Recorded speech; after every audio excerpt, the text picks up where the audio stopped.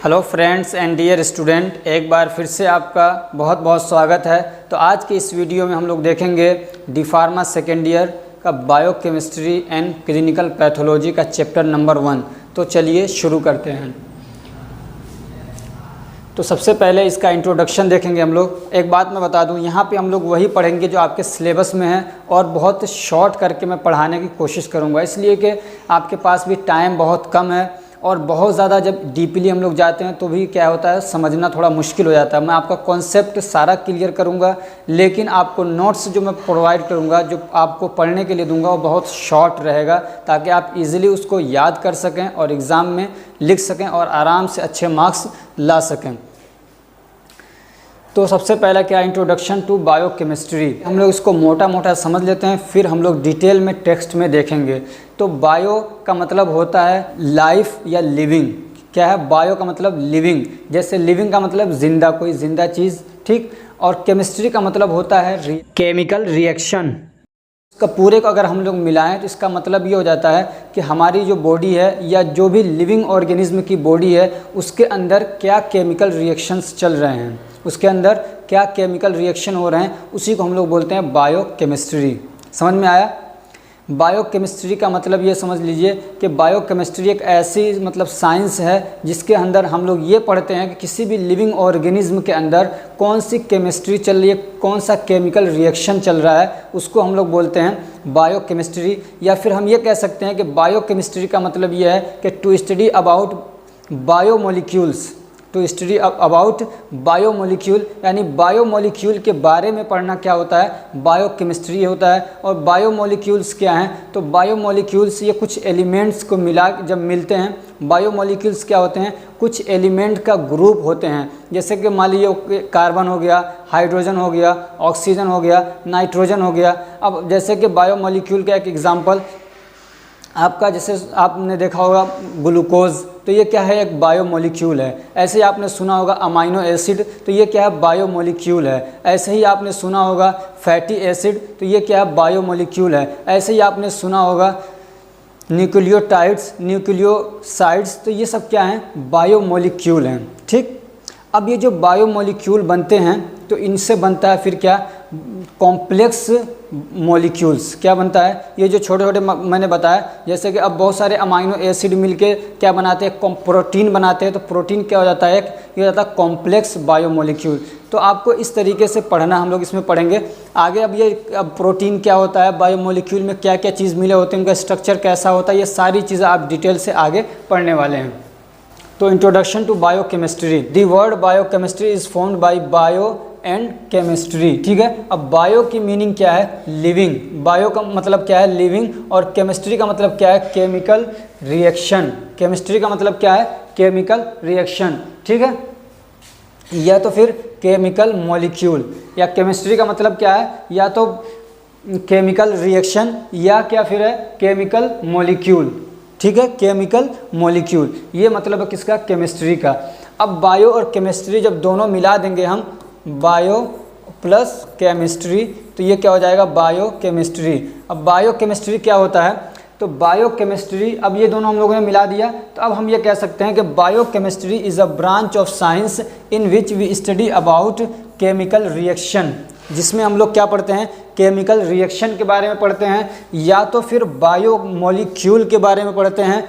और ये जो केमिकल रिएक्शन या बायोमोलिक्यूल ये कहाँ पे हो, क्या ऐसे ही स्पेस में हो, नहीं, इंसानों के अंदर या जितने लिविंग ऑर्गेनिज्म हैं, लिविंग ऑर्गेनिज्म जैसे कि मान लीजिए हम ह्यूमन बींग्स हो गए, ऐसे ही एनिमल्स हो गए, माइक्रो ऑर्गेनिज्म हो गए, तो जितनी लिविंग चीज़ें, पेड़ पौधे हो गए, तो इन सब ये लिविंग ऑर्गेनिज्म के अंदर क्या मॉलिक्यूल्स हैं, कौन से मॉलिक्यूल्स हैं, क्या केमिकल रिएक्शन चल रहा है, उसी के बारे में जब हम लोग पढ़ते हैं तो उसको क्या बोलते हैं, बायोमोलिक्यूल, ठीक है। तो आपने समझ लिया कि biochemistry is a branch of science in which we study about chemical reaction और अबाउट बायोमोलिक्यूल। चाहे केमिकल रिएक्शन कह दीजिए या तो फिर बायोमोलिक्यूल कह दीजिए। और कहाँ पे, inside the living organism, living organism के अंदर, बाहर की नहीं बात हो रही है, लिविंग ऑर्गेनिज्म के अंदर क्या केमिकल रिएक्शन चल रहे हैं, उसको हम लोग क्या बोलते हैं, बायोकेमिस्ट्री, ठीक है। क्या बोलते हैं, बायोकेमिस्ट्री। अब ये समझते हैं कि बायोमोलिक्यूल्स क्या होता है।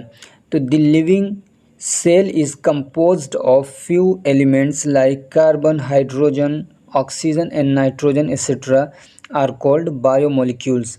ये कह रहे हैं कि जो लिविंग सेल होता है यानी लिविंग ऑर्गेनिज्म का जो सेल होता है वो कुछ एलिमेंट से मिल के बनता है, जैसे कि carbon, hydrogen, oxygen and nitrogen etcetera. तो ये जो एलिमेंट्स हैं इनको हम लोग क्या बोलते हैं, बायोमोलिक्यूल्स बोलते हैं। और इसके अलावा इन बायोमोलिक्यूल्स के थ्रू यानी इन एलिमेंट के ज़रिए से जो केमिकल कंपाउंड्स बनते हैं उसको भी हम लोग क्या है, बायोमोलिक्यूल्स बोल देते हैं। जैसे कि इनसे क्या बन जाते हैं, अमाइनो एसिड्स हो गए, ऐसे ही मोनोसेक्राइड हो गया, फैटी एसिड हो गया, और न्यूक्लियोटाइड्स, न्यूक्लियोसाइड्स, ये सब क्या होते हैं, इन्हीं से मिल के कंपोज्ड होके बनते हैं। अब जो ये न्यूक्लियोटाइड से जो कुछ बने उनसे जो कुछ बनता है उसको भी हम लोग क्या बोलते हैं, बायोमोलिक्यूल्स बोल देते हैं। जैसे कि उससे बनेगा, जैसे कि मान लीजिए मोनोसेक्राइड हो गया तो उससे बनता है कार्बोहाइड्रेट। ऐसे अमाइनो एसिड हो गया तो अमाइनो एसिड बहुत सारे मिल के क्या प्रोटीन बना देते हैं। तो इन सब को हम लोग क्या बोलते हैं, बायोमोलिक्यूल। तो आपको ये समझ में आ गया होगा कि जो एलिमेंट्स हैं यानी जिनसे हमारा सेल बना हुआ है, चाहे वो एलिमेंट्स हों या फिर उन एलिमेंट्स से बना हुआ ग्रुप हो या फिर उन छोटे छोटे ग्रुप से बना हुआ एक बड़ा ग्रुप हो, कॉम्प्लेक्स ग्रुप हो, तो उसको भी हम सबको क्या बोलते हैं, बायोमोलिक्यूल्स बोलते हैं। ठीक है। मोर देन 10,000 और 100,000, मोर देन 10,000 और 100,000। किसी किताब में तो 10,000 लिखा हुआ है, किसी में लिखा हुआ 100,000। अब क्या है कंफर्म नहीं है, लेकिन जैसे ठाकुर पब्लिकेशन उसमें लिखा हुआ है 100,000, और वीएन राजे की बुक है और भी जगहों पे लिखा हुआ 10,000। तो मैंने 10,000 को पहले लिया, यानी 10,000 या क्या है 1,00,000 अलग अलग टाइप के क्या है बायोमोलिक्यूल्स हमारे बॉडी के अंदर प्रेजेंट होते हैं। ह्यूमन बॉडी के अंदर कितने 10,000 से भी ज़्यादा क्या है अलग अलग टाइप के बायोमोलिक्यूल्स हमारी बॉडी में पाए जाते हैं। बायोमोलिक्यूल्स आप समझ चुके हैं, ठीक है। ये मतलब समझ लीजिए कंपाउंड्स होते हैं, स्ट्रक्चर होते हैं, हमारी बॉडी के अंदर पाए जाते हैं। लेकिन उनमें से कुछ ही ऐसे हैं जो अब तक रिकॉग्नाइज्ड हुए हैं, अब तक उनको पहचाना जा चुका है। हैं तो बहुत सारे, लेकिन उनको पहचाना नहीं गया, अभी वो रिकॉग्नाइज नहीं हुए। जो रिकॉग्नाइज्ड हुए हैं उनमें क्या, जैसे अमाइनो एसिड, मोनोसेक्राइड, ऐसे ही न्यूक्लियोटाइड्स, ये क्या है, ये कुछ ऐसे हैं जिनको इंसानों ने, साइंटिस्ट ने पहचाना है। ऐसे ही और भी हज़ारों क्या है हमारे बॉडी के अंदर बायोमोलिक्यूल्स पाए जाते हैं। ठीक। अमाइनो एसिड्स, अब जैसे बहुत सारे अमाइनो एसिड, पहले ये अमाइनो एसिड किससे बना, फिर ये देखा जाएगा। फिर ये बहुत सारे जब अमाइनो एसिड मिलते हैं तो फिर क्या हो जाता है, जब बहुत सारे अमाइनो एसिड मिलेंगे तो वो प्रोटीन बन जाता है, तो वो कॉम्प्लेक्स बायोमोलिक्यूल बन जाता है। ऐसे ही मोनोसेक्राइड, अब बहुत सारे मोनोसेक्राइड मिलते हैं तो क्या हो जाता है, कार्बन, क्या कहते हैं, कार्बोहाइड्रेट बन जाता है। ऐसे ही न्यूक्लियोटाइड मिलते हैं तो न्यूक्लियोटाइड से फिर क्या बनता है, डीएनए, आरएनए बन जाता है। ठीक। तो ये इतना क्लियर है।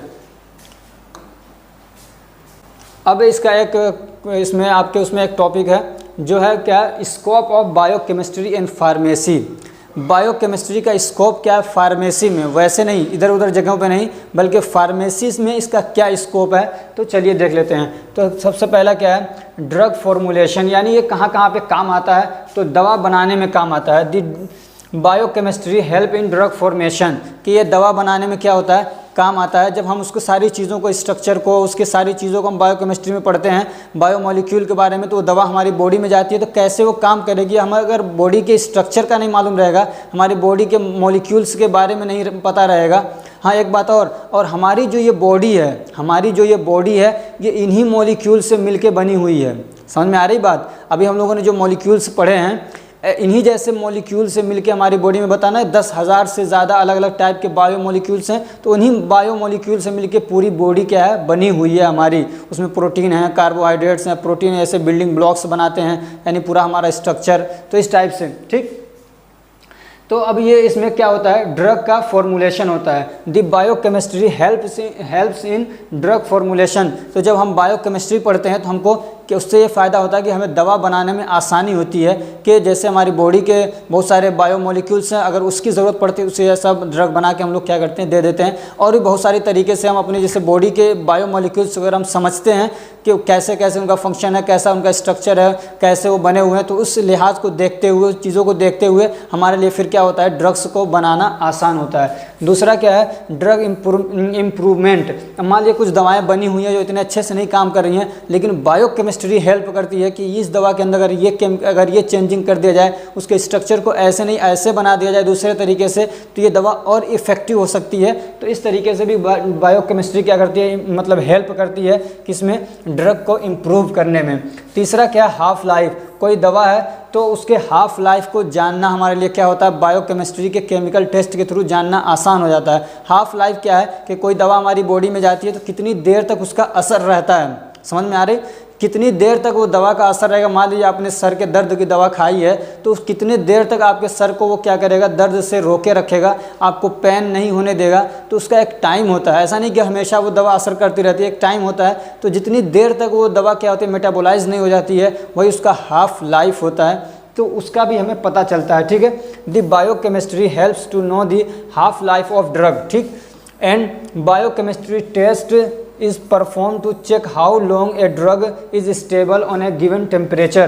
और बायोकेमिकल टेस्ट से हमको यह भी पता चलता है कि कोई भी दवा है वो कितनी देर तक एक टेम्परेचर पे क्या है, स्टेबल रह सकती है। हमारी बॉडी का भी एक टेम्परेचर होता है। तो ये कहते हैं कि मान लीजिए दवा हमारी बॉडी में जा रही है तो कितनी देर तक ये डिसइंटीग्रेट नहीं होगी, मतलब कितनी जल्दी वो टूटेगी नहीं और डिज़ोल्व नहीं होगी। तो ये सारी चीज़ें हम क्या है, बायोकेमिकल टेस्ट से निकाल लेते हैं, ठीक। अब चौथा क्या है, ड्रग स्टोरेज।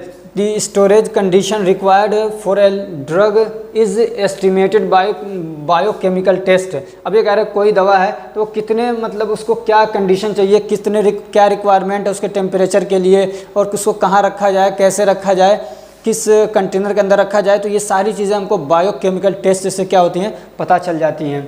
पांचवा क्या है, एक्सपायरी। क्योंकि हम लोग यहाँ पे सिर्फ फार्मेसी से रिलेटेड इसके फ़ायदे और स्कोप पढ़ रहे हैं, तो इसमें यही सारी चीज़ें आएंगी, ठीक है। अब इस एक्सपायरी को भी हम लोग क्या है, बायोकेमिकल टेस्ट से जानते हैं। जैसे कि मान लीजिए कोई दवा होती है तो उसका एक्सपायरी भी लिखा जाता है उसके ऊपर, तो कैसे पता चलेगा कितने दिन के अंदर ये एक्सपायर हो जाएगी दवा, तो ये बायोकेमिकल टेस्ट से ही पता चलता है, ठीक।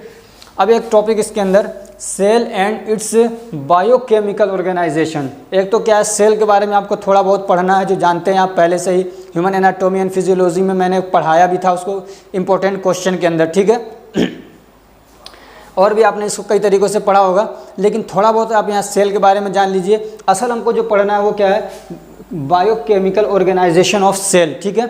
तो सबसे पहले क्या, सेल क्या होता है, तो आप सेल जानते हैं कि हमारी बॉडी क्या है, सेल से मिलके बनी हुई है। और सेल क्या है, हमारी बॉडी का ये क्या है, बेसिक या smallest structural and functional unit है, ठीक है। स्ट्रक्चरल और फंक्शनल यूनिट है हमारी बॉडी का, यानी cell is the smallest structural and functional unit of living organism, ठीक है। जितने भी लिविंग ऑर्गेनिज्म हैं उनका जो स्ट्रक्चरल और फंक्शनल यूनिट है, यानी सबसे छोटी यूनिट, जिसका मतलब स्ट्रक्चर हम लोग अच्छे से देख सकते हैं, स्ट्रक्चरल और मतलब जो स्टेबल स्ट्रक्चर है जिसका, और उसका फंक्शन भी क्या है, अपने सारे ज़रूरतों को पूरा करता है ये सेल, इसलिए हम लोग इसको बोलते हैं स्ट्रक्चरल एंड फंक्शनल यूनिट हमारी बॉडी का, ठीक। About 100 trillion cells are found in normal human being. कह रहे हैं कि एक नॉर्मल आदमी की बॉडी के अंदर तकरीबन 100 ट्रिलियन, कितना, 100 ट्रिलियन सेल पाए जाते हैं। अब ये दो तरीके के होते हैं, एक होता है यूकैरियोटिक, एक होता है प्रोकैरियोटिक। ये सब मैं यहाँ पे नहीं पढ़ाने वाला हूँ, आप उसको डिटेल वाली जो हमारी वीडियो है इंपॉर्टेंट क्वेश्चन की, ह्यूमन एनाटॉमी एंड फिजियोलॉजी, उसको पढ़ लीजिए या कहीं और से पढ़ लीजिएगा। और वैसे भी ये पूछेगा नहीं आपके, इसमें जो मेन है ये क्या है, बायोकेमिकल ऑर्गेनाइजेशन ऑफ सेल, यानी सेल किन मतलब मॉलिक्यूल से मिलके बना हुआ है, ये असल मेन टॉपिक है इसका, ठीक है। कि जो सेल बना हुआ भी आपने पढ़ा कि हम लोग किसके बारे में, बायोकेमिस्ट्री में क्या पढ़ते हैं, बायोमोलिक्यूल के बारे में पढ़ते हैं, या केमिकल रिएक्शन या उसके स्ट्रक्चर के बारे में हम लोग क्या करते हैं, बॉडी के अंदर जो केमिकल स्ट्रक्चर है या केमिकल रिएक्शन है उसके बारे में हम लोग पढ़ते हैं। बॉडी मतलब लिविंग ऑर्गेनिज्म के अंदर।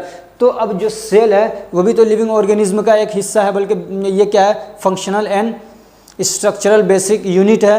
तो इसके अंदर भी तो बायोमोलिक्यूल होंगे, ये बायोमोलिक्यूल से ही मिलके बना होता है सेल, समझ में आ रही बात। बायोमोलिक्यूल से ही मिल के बना होता है। तो वही पूछ रहा है कि क्या क्या चीज़ें होती हैं जो इसको मिला के जिससे ये बना हुआ है। कंपोजिशन या ऑर्गेनाइजेशन का मतलब ये होता है कि क्या क्या चीज़ें ऐसी हैं जिससे एक सेल क्या है बन रहा है, क्या क्या चीज़ें एक सेल को बनाने में हेल्प करती हैं, किन चीज़ों से मिलके वो बना हुआ है। जैसे कि मान लीजिए आपका एक घर है, ये रूम है, तो ये किन किन चीज़ों से मिलके बना है। तो इसमें ईंट भी है, सीमेंट भी है, और क्या कहते हैं वो रेत जिसको बालू बोलते हैं, तो वो भी इसके अंदर है। तो ये सारी चीज़ें मिलके क्या करती हैं, इसको बनाती हैं कोठरी को। ऐसे ही हमारी बॉडी का पूरा स्ट्रक्चर क्या है, सेल से मिलके बना हुआ है। अब ये पूछ रहा है कि जो सेल है वो किन किन चीज़ों से मिलके बना हुआ है, ठीक है।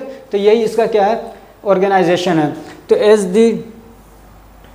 As the tissues are made up of cell. ये एक बात समझिए कि जैसे कि ये कह रहे हैं जैसे आपका जो टिश्यू होता है बहुत सारे वो सेल से मिलके बने होते हैं। यानी एक ऑर्गन आपका मान लीजिए एक हार्ट है, तो उसमें बहुत सारे सेल हैं, ठीक है। बहुत सारे सेल से मिलके एक आपका ऑर्गन बन गया, एक टिश्यू बन गया, ठीक। अब एक बहुत सारे क्या है, बहुत सारे सेल से मिलके आपका टिश्यू बनता है, बहुत सारे टिश्यू मिलके आपके ऑर्गन बनते हैं।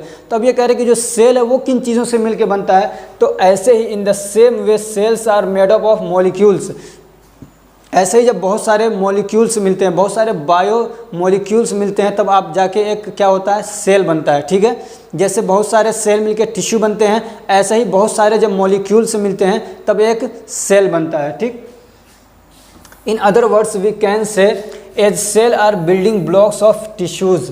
तो हम दूसरे लफ्ज़ों में, दूसरे शब्दों में ये कह सकते हैं, क्योंकि ये वर्ड अब आगे यूज़ होने वाला है, बिल्डिंग ब्लॉक्स। तो ये समझाना चाह रहा है कि हम दूसरे वर्ड्स में कह सकते हैं कि as cells are building blocks of tissue, यानी जिस तरीके से बहुत सारे सेल मिलकर एक टिश्यू बनाते हैं। बिल्डिंग ब्लॉक्स ये समझिए कि एक सेल ये हो गया, दूसरा सेल ये, तीसरा सेल ये, फिर चौथा सेल ये सब क्या है, बिल्डिंग ब्लॉक्स बन रहे हैं, ठीक है। ये क्या है, बिल्डिंग ब्लॉक्स बन रहे हैं। अब ये बिल्डिंग ब्लॉक्स बना के क्या हो रहा है, और ये बहुत सारे सेल मिल गए तो ये क्या हो रहा है, एक टिश्यू बन रहा है, ठीक है। इसी को कहेंगे बिल्डिंग ब्लॉक्स। बहुत सारे जो सेल हैं वो क्या है, बिल्डिंग ब्लॉक्स हैं, किसके, एक टिश्यू के।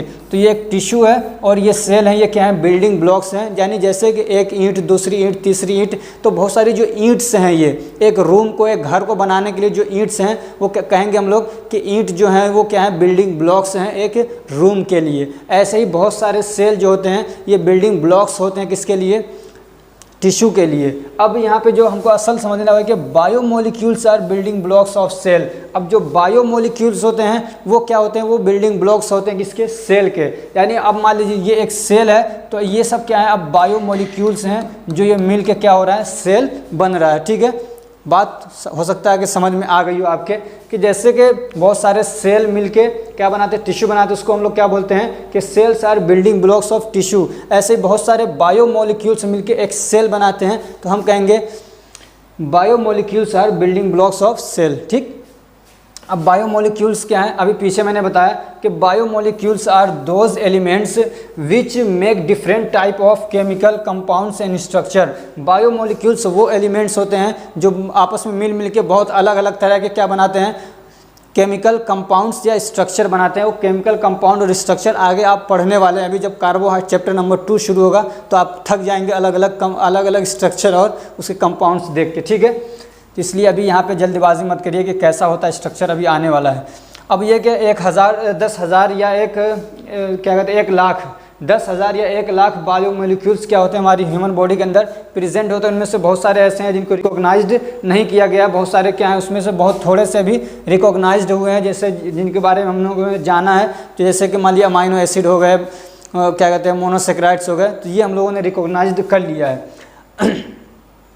अब एक बात समझिए, when different small organic compounds, when different small organic compounds like amino acid, ये क्या बायोमोलिक्यूल है। ऐसे ही मोनोसेक्राइड्स, न्यूक्लियोटाइड्स गेट टुगेदर का मतलब ये है, गेट टुगेदर का मतलब ये है कि जब एक साथ मिलते हैं, यानी जब बहुत सारे छोटे छोटे ऑर्गेनिक कंपाउंड्स, जिसको हम लोग पढ़ रहे थे ना केमिकल कंपाउंड्स, वही है समझ लिए ऑर्गेनिक कंपाउंड्स। ऑर्गेनिक कंपाउंड्स मतलब ये कि जिसके अंदर कार्बन और हाइड्रोजन पाए जाते हों, ठीक। तो बहुत सारे अलग अलग जब केमिकल ऑर्गेनिक कंपाउंड जैसे कि जैसे कि अमाइनो एसिड, मोनोसेक्राइड और न्यूक्लियोटाइड्स, जब ये एक साथ मिलते हैं, गेट टुगेदर एक साथ मिलते हैं एंड फॉर्म केमिकल कंपाउंड्स और स्ट्रक्चर, और केमिकल कंपाउंड या स्ट्रक्चर बनाते हैं, तो उनको क्या कहा जाता है? Called complex biomolecules. उनको क्या बोलते हैं? Complex biomolecules. ठीक है, major complex biomolecules are following. तो जो बड़े बड़े क्या हैं?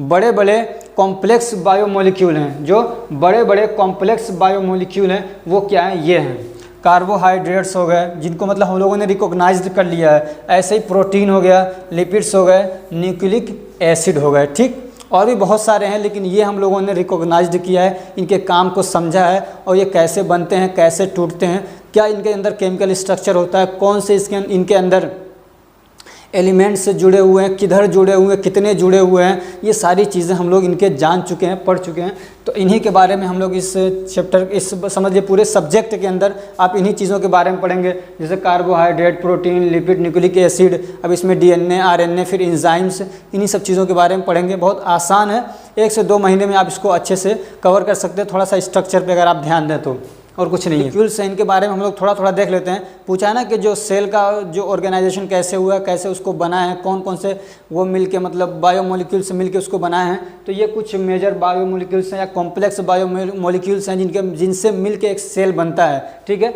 अब यही सब चीज़ें हैं जिनसे क्या है? सेल मिलके बनता है। तो उन्हीं के बारे में हम लोग थोड़ा सा देख लेते हैं। अब जो प्रोटीन है एक बायोमोलिक्यूल है या कॉम्प्लेक्स बायोमोलिक्यूल है, तो ये किससे मिलके बना है? तो अमाइनो एसिड, यानी जब अमाइनो एसिड खुद क्या है? खुद क्या है? ये अमाइनो एसिड ये मिलके बना है एलिमेंट्स से, अलग अलग एलिमेंट्स से मिलके बना। अब ये जब एलिमेंट्स से मिलके एक ये ग्रुप बन गया, एक स्ट्रक्चर बन गया। अब ये जब बहुत सारे मिलते हैं अलग अलग तरीके से, तो फिर वो क्या बन जाता है? प्रोटीन बन जाता है। और ये क्या करते हैं? जब प्रोटीन बनता है तो वो क्या, उसका काम क्या होता है? Form am basic framework of cell. तो एक सेल का जो ढांचा बनता है उसको बनाने में किसका? प्रोटीन का बड़ा रोल होता है। ठीक है, मान लीजिए सेल ऐसे है, मान लीजिए सपोज दैट ऐसे एक सेल बन रहा है, तो इसका जो ये ढांचा बन रहा है तो इसको बनाने में किसका रोल होता है? ये प्रोटीन का होता है। इसके अंदर और भी बहुत सारी चीज़ें हैं, ठीक है, लेकिन इसका ये जो मतलब एक स्ट्रक्चर बन रहा है, एक ढांचा बन रहा है, तो इसको बनाने का किसका एक शेप बन रहा है, तो उसमें किसका रोल होता है? प्रोटीन का। डीएनए है तो ये क्या है? कॉम्प्लेक्स बायोमोलिक्यूल है, तो किससे मिलके बनता है? तो ये बनता है डीऑक्सीराइबो न्यूक्लियोटाइड से। आपने पढ़ा था ना न्यूक्लियोटाइड से अभी पीछे। तो न्यूक्लियोटाइड से क्या होता है? ये बिल्डिंग ब्लॉक्स हैं। ये क्या है? बिल्डिंग ब्लॉक्स हैं, यानी ये बहुत सारे मिलके क्या करते हैं? डीएनए बनाते हैं। इनका काम क्या होता है? तो ये जेनेटिक मटेरियल को क्या करते हैं? कैरी करते हैं। यानी मान लीजिए फादर से बच्चों में, यानी पेरेंट्स से क्या करते हैं? ये उनके चिल्ड्रेन में बहुत सारी, जैसे आप देखते होंगे कि आप अपने पापा से अपने फादर से मिल रहे हैं, कोई होता है अपनी मम्मी से उसकी शक्ल मिल रही होती है। तो बहुत सारी और भी चीज़ें क्या होती हैं? एक से दूसरे में जाती हैं, जिसको कहते हैं विरासत में चली गई। ये कौन कैरी करता है? तो डीएनए के अंदर होता है। ठीक, अब आरएनए क्या होता है? तो ये किससे मिलके बना है? तो आरएनए ये बना है राइबो न्यूक्लियोटाइड से। इसमें डी है, इसमें राइबो। आगे आप पढ़ेंगे क्या फ़र्क है, सारी चीज़ें आप डिटेल से पढ़ने वाले हैं। ठीक है, तो राइबो न्यूक्लियोटाइड ये क्या है? बिल्डिंग ब्लॉक्स है, यानी ये बहुत सारे राइबो न्यूक्लियोटाइड से मिलकर क्या बनाते हैं? आरएनए बनाते हैं। आरएनए का काम क्या होता है? Carry information for protein synthesis. अब प्रोटीन बनता है बहुत सारे, ऐसा नहीं कि प्रोटीन एक बार बन गया तो ख़त्म नहीं होता। प्रोटीन क्या होता है? वो डिस्ट्रॉय होते हैं। तो प्रोटीन बनाने का काम कौन करता है? तो वो आरएनए। उसमें आरएनए का एक मेजर रोल ये होता है कि वो इन्फॉर्मेशन भेजता है, इन्फॉर्मेशन पहुंचाने का काम करता है, जिसको एमआरएनए आपने सुना होगा कि मैसेंजर आरएनए। तो वो क्या करता है? इन्फॉर्मेशन भेजता है। पूरा उसका प्रोसेस है, कैसे प्रोटीन का सिंथेसिस होता है, वो यहाँ पे नहीं पढ़ने वाले हैं आप। ठीक है, अब एक मेजर कॉम्प्लेक्स क्या है?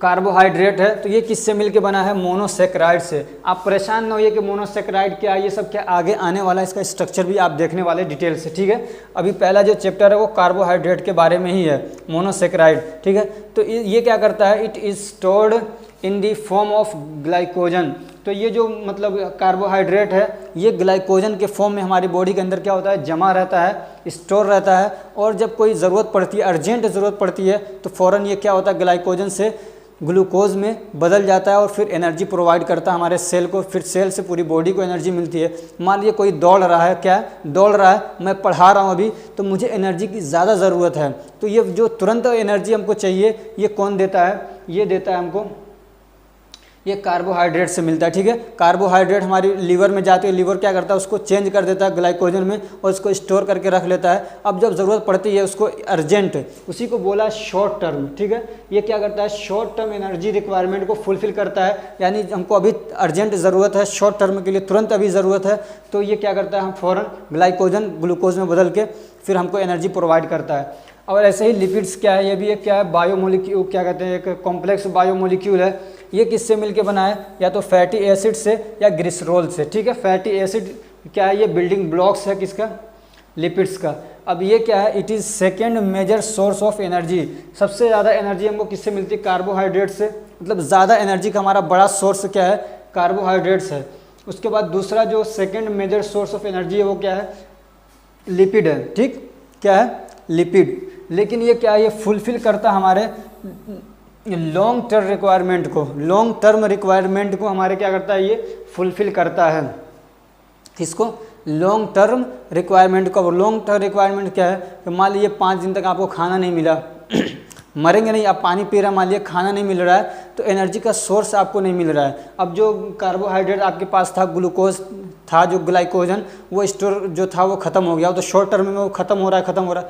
अब जब आपके पेट में, जो पेट में कह रहा हूँ, आपकी बॉडी में जो लिपिड है, यानी जो चर्बी जमी हुई है, जो फैट है, अब वो क्या होता है, वो अब पिघलना शुरू होता है और फिर वो एनर्जी में बदलता है और आपको एनर्जी प्रोवाइड करता है। समझ में आ रहा है। तो ये लॉन्ग टर्म के जो रिक्वायरमेंट होता है उसको पूरा करता है लिपिड, और जो शॉर्ट टर्म रिक्वायरमेंट होता है उसको पूरा करता है कार्बोहाइड्रेट। अब एक होता है माइक्रो मॉलिक्यूल्स, एक होता है मैक्रो मॉलिक्यूल्स। क्या है, एक होता है माइक्रो मॉलिक्यूल्स, एक होता है माइक्रो। तो आप जानते हैं माइक्रो मतलब छोटा और मैक्रो मतलब थोड़ा बड़ा। तो अब जैसे कि मान लीजिए मोनोसेक्राइड है, तो ये जब छोटे छोटे जैसे जो सिंपल टाइप के जो मॉलिक्यूल्स हैं वो क्या होते हैं, वो होते हैं माइक्रो मॉलिक्यूल्स। जैसे कि अमाइनो एसिड हो गया, मोनोसेक्राइड हो गया, फैटी एसिड हो गया, तो ये सब क्या है, ये माइक्रो मॉलिक्यूल्स हैं। अब जो मतलब थोड़ा कॉम्प्लेक्स टाइप का जो बड़ा है, जैसे कि पॉलीसेक्राइड है, तो वो क्या होता है, उसको बोलते हैं हम लोग मैक्रो मॉलिक्यूल्स, ठीक है। हालांकि आपके सिलेबस में नहीं, ये हो सकता है कोई क्वेश्चन इस जैसा पूछ ले जो इससे रिलेटेड था, तो वो मैंने बता दिया आपको। तो ये आपका पहला चैप्टर क्या है, कंप्लीट हो चुका है। अब फिर हम मिलते हैं नेक्स्ट चैप्टर के साथ। तब तक के लिए अपना बहुत ख्याल रखिए। अगर ये हमारी कोशिश अच्छी लग रही है तो वीडियो को लाइक कर दीजिए, चैनल को सब्सक्राइब करिए और अपने फ्रेंड्स को भी शेयर करिए ताकि वो भी इससे क्या है फ़ायदा उठा सकें। Thank you so much for watching. अगर आपको इसका PDF चाहिए तो डिस्क्रिप्शन में इसको अपलोड कर दे रहा हूँ, और हमारा टेलीग्राम ग्रुप भी ज्वाइन कर लीजिए, आपको वहाँ से बहुत सारे बेनिफिट्स मिलने वाले हैं। और हाँ, नोटिफिकेशन का बटन भी दबा दीजिए ताकि जब मैं वीडियो अपलोड करूँ तो आपको बहुत जल्दी उसका क्या इन्फॉर्मेशन तुरंत मिल जाए और आप उसको देख सकें। Thank you so much for watching.